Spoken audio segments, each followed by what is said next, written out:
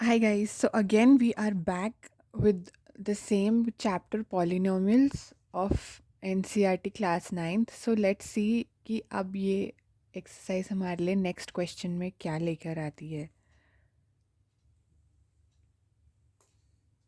So going ahead with question number 2.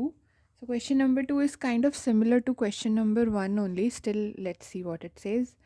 So यहाँ पे हमको ये polynomial दिया गया है और हमको बोला गया है कि जब हम इस पॉलिनोमियल को x माइनस ए से डिवाइड करते हैं so what is the remainder that we get and that is something that we have to find out. So okay, let's सी.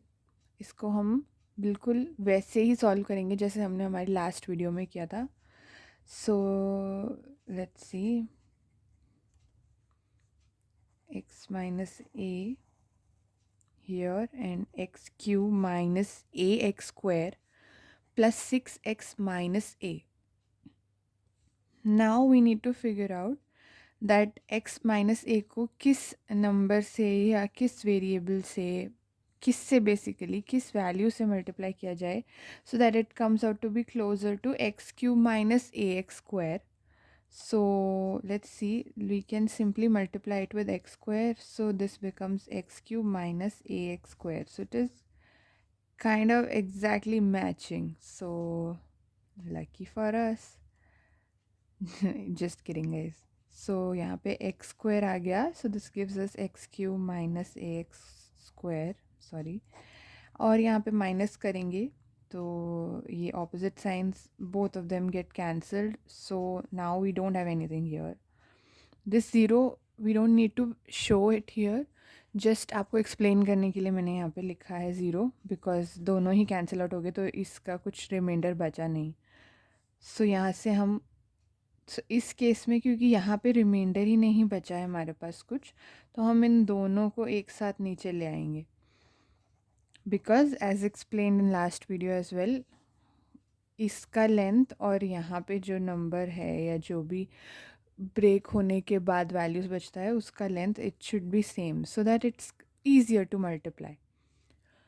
सो अब हमको देखना है कि x माइनस ए को किस वैल्यू से मल्टीप्लाई करें so that we get close to 6x minus a, और if we get lucky then it gets an exact match.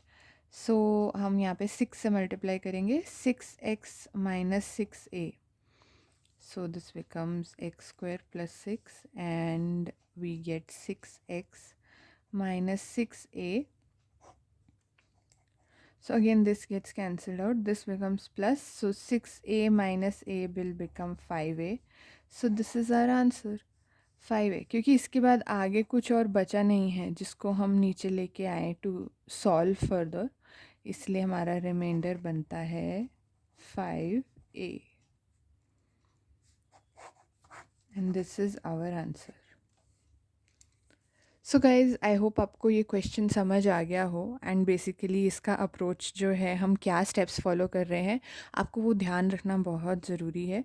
नहीं तो आप कुछ कैलकुलेशन एरर, एक भी कैलकुलेशन एरर हुआ तो इवेंचुअली आपका रिमाइंडर इनकरेक्ट आपको मिल सकता है विच वी डोंट वांट.